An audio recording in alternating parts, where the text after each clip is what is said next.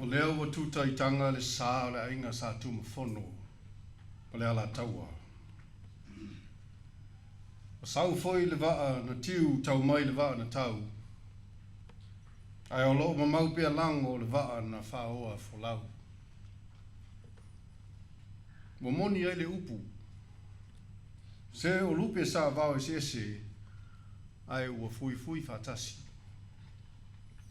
E le ao manu, e le langi matafi, ono le alofa ma le wha maoni o le tapa au le langi ia Samoa. O lea la ua whati tutusa ai, tau lulu maulunga, o oa o le uli o Amoa. Ua whepulafi wha maa o le pai lei o avea maave avai, le tau mea sina nei o tua o lalo niwe, ma wha toia i le manu, ono lea ua e papa, a awai le pa ia sau o, ma le pa ia sau ngata, o le awhia o poto. O le manatu ono lo filungi ai le nei wha la putonga e meise au ngau aute o le nei aso. O le a tau mawhai atu ai se upu i le ngangana wha Peritania. Reverend Tadasulu, Honourable Ministers of Cabinet, Honourable Richard Prebble, Your Excellency Dr. Trevor Matheson, New Zealand High Commissioner to Samoa, representatives of the Australia High Commission Office in Apia, representatives of ADB and its consultants, chairperson, board directors, and chief executive officers of state-owned enterprises, chairman of the Public Service Commission and chief executives of government ministries, private sector organization representatives, ladies and gentlemen, talofa lava and a warm welcome to you all. Today marks another milestone achieved with the support of the Asian Development Bank, ADB, the Government of Australia and New Zealand through its private sector development initiative, namely the Finding Balance Report 2023. It is one of the many Finding Balance reports ADB has published, not only to record progress of reforms, results undertaken by each report member country, but also features recommendations on best practices and how Samoa monitors its state-owned enterprises. The government of Samoa has a long-standing and very close relationship with the Asia Development Bank in the areas of state-owned enterprises reforms. SOE reforms have been underway for at least 30 years in Samoa, and the partnership between ADB and the government of Samoa on SOE reforms highlights a strong commitment towards enhancing the performance of SOEs to ensure they are making a valuable contribution to its key stakeholders, namely the government, the shareholders, and recipient of its quality services, the people of Samoa. I believe the discussions today will further echo more awareness on the real issues facing our SOEs today, not only with governance reforms, but also the sustainability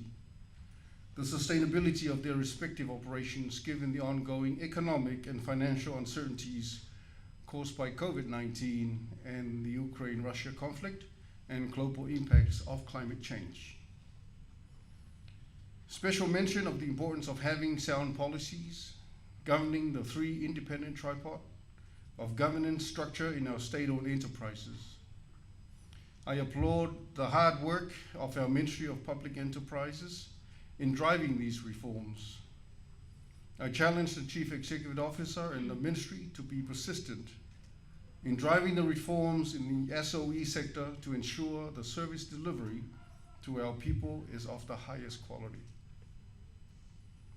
On behalf of the Government of Samoa, I would like to express our sincere gratitude to the Asian Development Bank, the governments of Australia and New Zealand for this continuous support.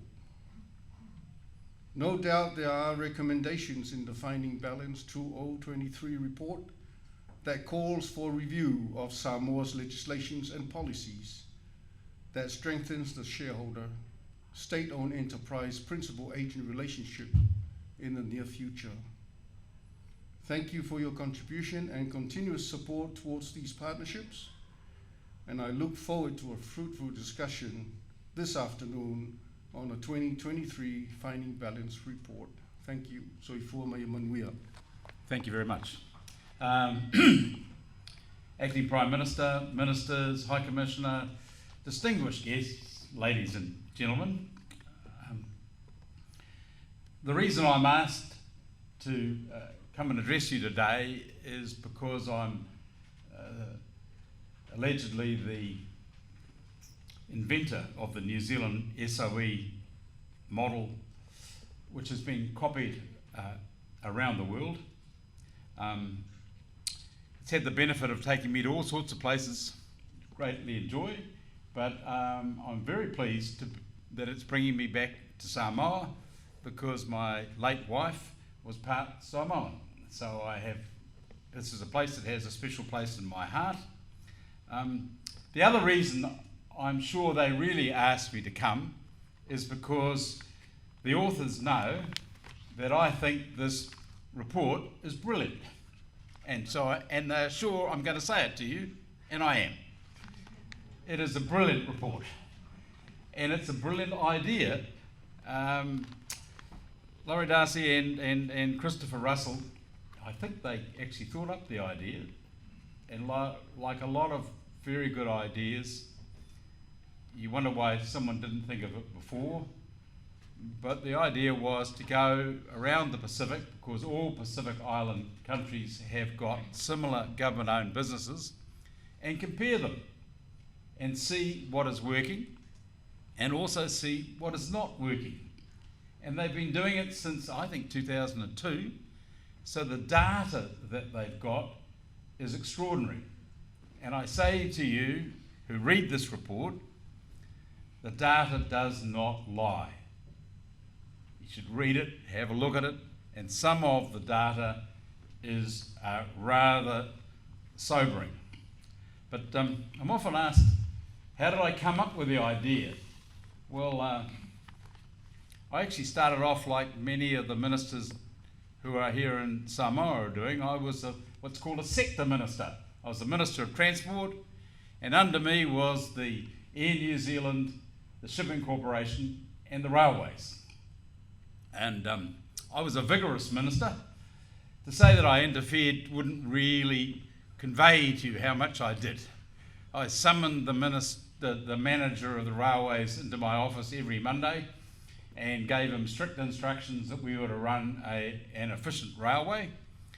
And after I'd been doing that for, I don't know, 6 weeks, I thought I was right on top of the job. And then my private secretary came into my office with a letter for me to sign, and I had a look at it, and it went something like this. Dear Farmer Brown, this is to acknowledge your letter of the 6th of March, inquiring about your tractor, which Railways has mislaid. I regret to write that Railways has not been able to find your tractor and has declared it lost freight. You are entitled under the Railways Regulations 1932 now to make a claim. A tractor is declared to be a single piece of freight and the limit's $20. Regards, Richard Prebble, Minister. And I said to my private secretary, I can't write a letter to a farmer saying, sorry, we've lost your tractor, here's $20. Order the railways to do another search. And he said to me, Minister, they've done a diligent search. I said, I don't care. Ring up the farmer, tell him that I'm ordering another search. Well, my private secretary came back about 30 minutes later and said, good news, Minister, the tractor's been found. And I said, where did the railways find the tractor? Oh, no, the railways didn't find the tractor. I rang the farmer, and he got in his car and he followed the main trunk railway line for 500 kilometres until he found his tractor sitting on a railway wagon on a siding. And I went home that night and I had a think. I thought to myself, one, I'm the minister, but I'm powerless. Doesn't matter what order I give to the railways, they're not going to find the tractor. Two, there are 22,000 railway workers and they haven't got an incentive to find the tractor either. And three, the farmer found the tractor because he had an incentive to find it. And I thought, I've got to find a different model. There has to be a better way than running government businesses by departments. In fact, running government businesses by departments, which are very meritorious for many purposes, it's got to be one of the dumbest ideas anyone ever had. In New Zealand, prior to us setting up state-owned enterprises, which was basically taking all the government departments and converting them into companies under the Companies Act. And not only the departments, but also the corporations and other various forms that the government had thought. So what's the advantage of setting it up under the Companies Act? Well, the Companies Act itself, and in Samoa will be the same, it sets out certain duties for directors and managers. It says how people are to be accountable. So when you appoint a director to a state-owned enterprise that's set up under the Companies Act, the director knows what their responsibilities are, and one of them is they're to run a profitable business. That's required by law in the Companies Act. Bit of a shock to a government department to be told that, but that's what they have to do in a company. And where did I get that idea from? Well, the reason we actually made the reforms in New Zealand was money. We were in a financial crisis, we were in a complete hole, having difficulty even servicing all the loans that we had, and every year we were having to pay money to our trading departments for the losses that they'd made in the previous year. Nothing unusual about that. In 140 years of New Zealand businesses being run by departments, none had ever made a profit. None had ever paid a dividend. None had ever paid taxes. And every year the government had to put money in to bail them out. And I said to my fellow ministers, look, I'm also the Minister of Air New Zealand and the Shipping Corporation, and because of an accident of history, they've never been government departments, they've always been companies under the Companies Act. And they're making profits. Let's do that. And we looked at it and decided that that's what we would do. We did a second thing which I recommended, but I didn't realise it was going to come back to me.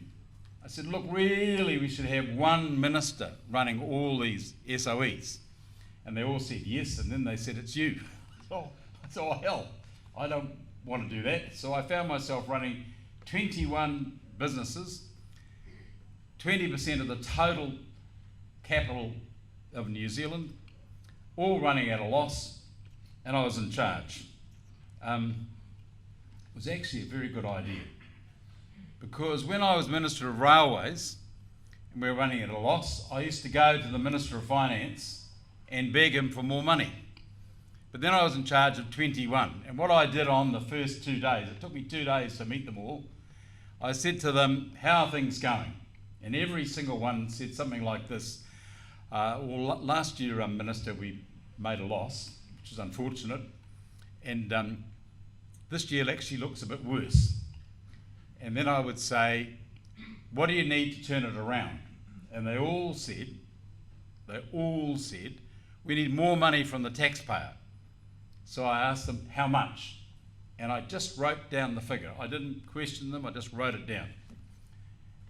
I then added up the 21 requests for money and realised that if I could persuade the Cabinet in the next budget to spend no money on anything else, nothing for judges, police, education and health, and nothing for MPs' salaries, impossibility, but if I put that up, then I still wouldn't have enough money to cover all the requests being made by the SOEs.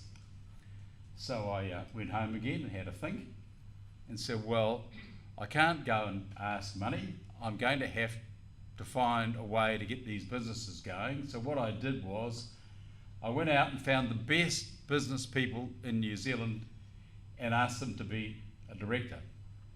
I didn't ask them about their politics. In fact, 2 of the people I asked to be directors, I know for a fact, were major donors to my political opponents. But I picked them because of their business ability. And what was the result? The result was stunning. Every one of those 21 businesses within 3 years was profitable. Every single one. Things like New Zealand Post, that for 140 years had never made a profit, was profitable. In fact, they were so profitable they cut the price of stamps by 25%.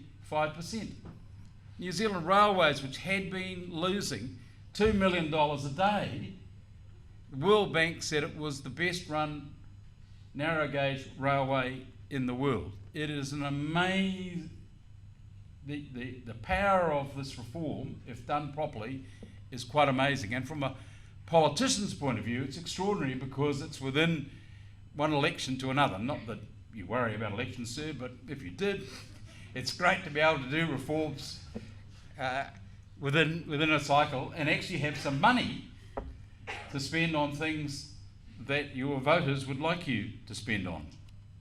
But there's another aspect to it that I don't know why, but I decided to share with you today, which I've never previously made public. I've written books about SOE reform. I brought a couple along, but I never talk about this one because it's so shameful and I'm so embarrassed by it. But it's an important aspect of SOE reform. Before we made the reform, the ministers actually got involved in the businesses. So I was a Minister of Transport and I was responsible for road safety. But there was a Minister of Works who was responsible for building the roads. He wasn't just responsible for building the roads, he was the chairman of the National Roads Board. He decided what was going to be spent on roads. And I would meet with him and say, look, we've got to do something about road safety. And he would say, my engineers assure me that the roads we build are safe, it's just the people who are dangerous. And if the people stop speeding, stop drinking and driving, everything would be okay. And I would point out to him Tip Top Corner. Now, those of you who know Auckland will know this, but those who don't, there's a southern motorway coming out of Auckland and there's a notorious bend in the motorway which is called Tip Top Corner. And what used to be was that people would be roaring along the motorway going south at 100 kilometres an hour, and then roaring towards them coming north would be other people going 100 kilometres an hour. And the only difference between the people travelling north and south was a painted line, and 6 times a year people would cross that painted line at Tip Top Corner and kill the people coming, and another 12 times a year the people survived. And I said, well, what we need to do is put up a safety barrier. Well, the Minister of Works, I couldn't move him. When we set up the works as a company under the Companies Act, the Minister of Transport, the next Minister of Transport, on the first day used his regulatory power to order the building of barrier at Tip Top Corner. No one has been killed on Tip Top Corner for 20 years since that barrier. We now have barriers right around New Zealand. And the road toll, when I was Transport Minister, I'm embarrassed to tell you, was 575, and it's been cut in half just by that change. And it's actually a change that comes from SOEs. And as I don't mention it because it's embarrassing, in the 3 years that I was Minister of Transport, I wasn't able to get anything done about it. But I do say to you that it's in the Bible. You can't serve two masters. You've got to make up your mind, are you going to be operating an operator or you're going to be the regulator? You can't be the regulator and the operator. And so one of the recommendations that's in this report, that's been made a number of times, but it still needs to be done, is that the SOEs need to be turned into companies, and the Minister of Transport needs to run the safety regulations and the like, and the directors have to be held accountable for actually building the roads. And now let me make you another confession. When I made the recommendation that we set up the SOEs as a company, I thought Air New Zealand was profitable, and I thought the Shipping Corporation was profitable. I was told that it was. The Auditor General signed off a report. I tabled it in Parliament. And I was reading the Accountant's Journal, and I've got to have some sympathy for the manager of Air New Zealand. He wouldn't expect the minister to read the Accountant's Journal, but I was reading the Accountant's Journal, and it was talking about the new regulations that the share market was putting on company reports.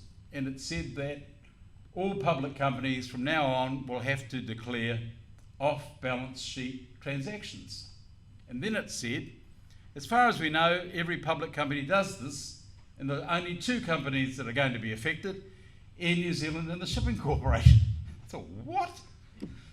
So I rang up the manager of Air New Zealand and the Shipping Corporation, and they both said, oh, we'll come and see you immediately, Minister.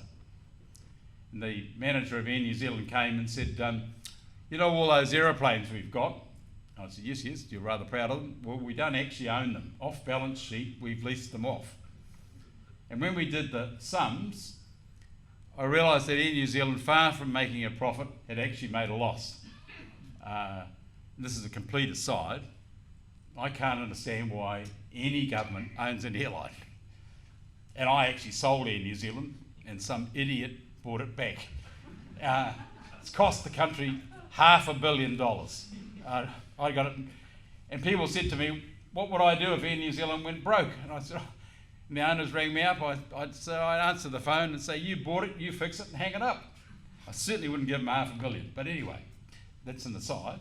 And then the Shipping Corporation came and said, oh, you know those ships that we've got, well, we don't actually own them, they're off balance sheet and they're on balloon leases. And I said, well, what's a balloon lease? Well, in the first year we paid nothing, and every year we pay more. And I said, where are you up to? Oh, we're up to year 10. And I did the sums again on the Shipping Corporation, and they were not only losing money, they were trading while insolvent, and I called in the receivers. Why any government would want to own a shipping company, again, is just a mystery to me, because there are idiots out in the private sector who are quite happy to do that and take the risk. I don't call them idiots, they know what they're doing, but governments don't know what they're doing with regard to shipping. So I say to you, the SOE model, while it's better than a government trading department, it's only relatively better.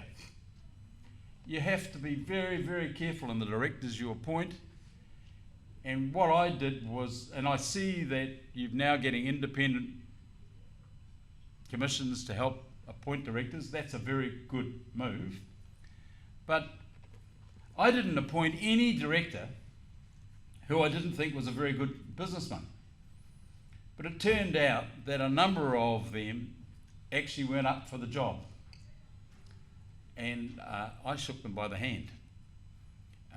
I was more ruthless than a Premier League football club in Britain getting rid of managers. And we had a pretty simple process. I would say to the director, or actually be the chairman, give me a plan to make this SOE profitable. When he brought the plan, I would look at it with my officials, and I'd either accept it or not. In the case of Solid Energy, the businessman I appointed said mining's never been profitable in New Zealand, never can be. So I said, thank you very much, and shook them by the hand. And I got another group of businessmen who said, actually, we think we can make it profitable, and so I told you that they did. The second thing I would say to the directors is, look, there's always a Gulf War. Well, now I'd be saying there's always a war in Ukraine. There's always a reason why you can't be profitable. No ifs, no buts. If you're not profitable, I need your resignation. Now, you can't say that to former politicians who you put on the board, because we politicians don't think failure is a reason to be fired. That would make life very difficult. And you can't say it to former civil servants, so they don't put them on boards. But business people, they are used to being judged by profit and loss. And when they failed to make a profit, and I said, I need your resignation, they didn't argue with me about that, because that's what they would have done in their company. But what I found is that no government has been able to be that tough. In fact, I can't believe that I was that tough, and I wouldn't have been if we weren't in a financial crisis. So if you look at SOE performance over the years, it's gradually fallen. And in New Zealand now, the SOE performance is appalling. It's still profitable, but it's really no private sector shareholder would accept the performance in New Zealand. And I'm far too polite to say anything about the performance of your SOEs, but I just draw it to your attention that the Solomon Islands, which I know quite well, is getting a 10% rate of return. And if you were getting a 10% rate of return, your government would have $250 million a year in the budget that it could spend on other things. Think of it, if you had it for 20 years, how much money you would have. And it's not tied up by ADB rules and regulations. That'd be just straight out cash that you could use. And why? And it's so easy. You know, a lot of things in government are bloody difficult. But actually, running an SOE properly is not difficult. But there's yet another way around it. And I'll mention this one. The Key government that came later, to John Key, there's always a bit of people, privatising assets for some reason isn't profitable. And I say I never sold an asset, I only sold a liability, but I never got that message across. But they decided to sell half the shares. And they sold the shares of a generator, which was one of the better run SOEs. Within 12 months of their sale, the profit of that generator increased 100%. And I knew the manager, and so I went and had a chat to him and said, how come you've doubled your profit after the sale? So the shareholder was still getting, the taxpayer was still getting the same dividend after they sold half the company. They got hundreds of millions for half of the company. The taxpayer was getting even more because you only pay tax on the profits. So the income tax that was being earned had doubled. And I said, well, what's changed? He said, now that we're privately owned, we have analysts, we have shareholders, we have people giving us far more scrutiny than any minister's got time. And what they came to us and said, why are you doing these other periphery activities which are making you next to nothing? Why don't you sell them off? And why don't you concentrate on your core business? And he said, so we did that. And to our surprise, we realised that actually we could be much more profitable than we'd ever realised. And so I'm saying to you that if I was doing the SOE reform again, I'd have actually gone straight to privatisation. And if I couldn't privatise at all, I'd have sold half of them.